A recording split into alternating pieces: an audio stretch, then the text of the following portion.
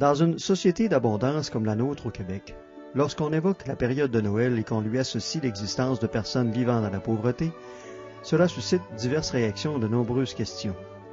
La présence sur le territoire de nombreux organismes œuvrant à lutter contre la pauvreté démontre que la pauvreté est bien réelle. La Société Saint-Vincent-de-Paul, par ses membres, demeure au fil des ans une référence autant pour les personnes vivant la pauvreté que pour celles qui se consacrent à lutter contre cette réalité. Les prochaines minutes vous permettront de mieux connaître cette ressource et ce lieu d'implication sociale. La Saint-Vincent-de-Paul, c'est un organisme évidemment de charité qui date de centaines d'années. Ça a été fondé en 1833 à Paris par un jeune étudiant qui était père de famille, Frédéric Ozanam, et quelques-uns de ses amis qui avaient vraiment le désir de mettre en action et d'être des témoins de l'Évangile à l'époque. Donc, ils se sont regroupés ensemble, puis ils ont commencé à aider au point de vue davantage, je dirais, de la nourriture au départ. Et puis, au fil des années, la Saint-Vincent-de-Paul est présente dans plus de 140 pays. C'est 700 000 membres bénévoles. Il disait à l'époque aux Anam qu'il souhaitait enserrer le monde entier dans un réseau de charité. S'il était encore vivant, je pense qu'il pourrait dire mission accomplie, parce qu'on est vraiment présent à peu près dans tous les pays. Et le but et l'objectif est le même partout. C'est soulager la pauvreté sous toutes ses formes. Donc oui, la pauvreté matérielle, mais aussi la pauvreté affective, relationnelle, sociale des gens. Donc d'où notre spécificité dans la Saint-Vincent-de-Paul, c'est la visite à domicile. C'est-à-dire que quand quelqu'un nous demande de l'aide, on se rend chez les gens pour évaluer les besoins, pour entrer en contact de personne à personne et puis aussi voir un peu les souffrances que ces gens-là peuvent vivre. Alors, c'est vraiment notre spécificité, c'est le cœur pour lequel les bénévoles s'impliquent, c'est-à-dire aller à la rencontre de gens qui sont souffrants. Je travaille au comptoir de Frédéric. Je suis parmi les fondatrices il y a 10 ans. Et je fais aussi le comptoir alimentaire à la conférence Notre-Dame de Foix. Nous avons un très gros comptoir alimentaire.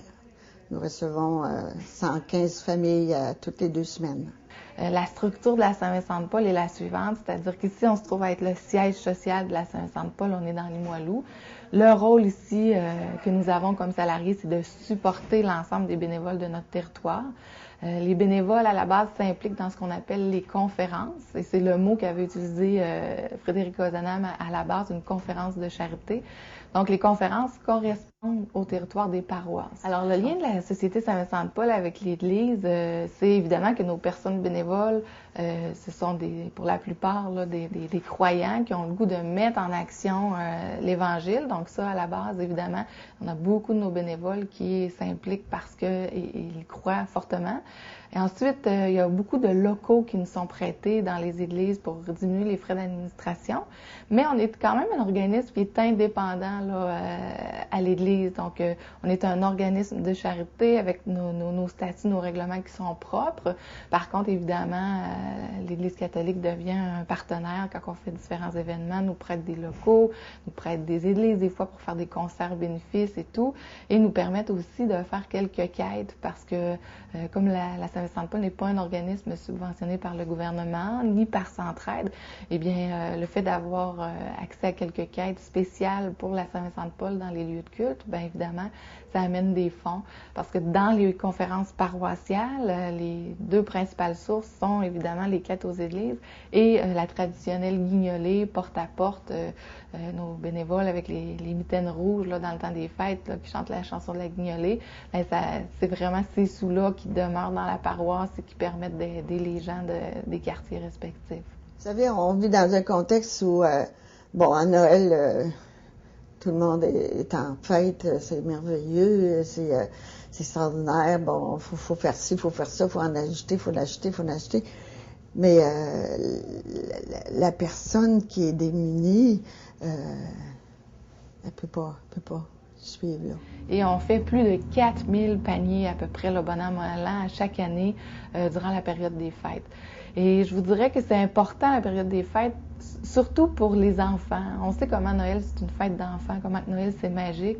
Mais le fait que les personnes à faible revenu puissent avoir une table qui soit un petit peu plus garnie, qui soit un petit peu spéciale, puis qu'ils puissent, avec les sous qu'ils économisent, parce qu'on donne un petit peu d'épicerie, ben acheter un ou deux cadeaux aux enfants, ben c'est magique.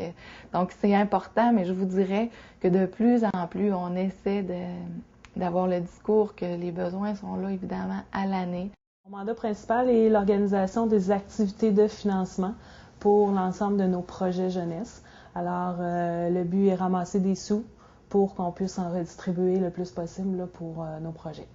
Une façon de nous aider concrètement, présentement, c'est en participant, en assistant au spectacle d'André-Philippe Gagnon à la salle Baossa le 23 janvier prochain. C'est vraiment un moyen concret parce que tous les sous ramassés avec ce spectacle-là vont directement pour les programmes jeunesse. Alors, c'est vraiment la façon de nous aider le plus simple, c'est en appelant la salle Baossa pour acheter vos billets. Noël est constitué un moment privilégié pour prendre conscience que le partage est un geste de tous les jours et qu'il y a un jour dans l'année en particulier pour nous en faire découvrir son sens et son importance.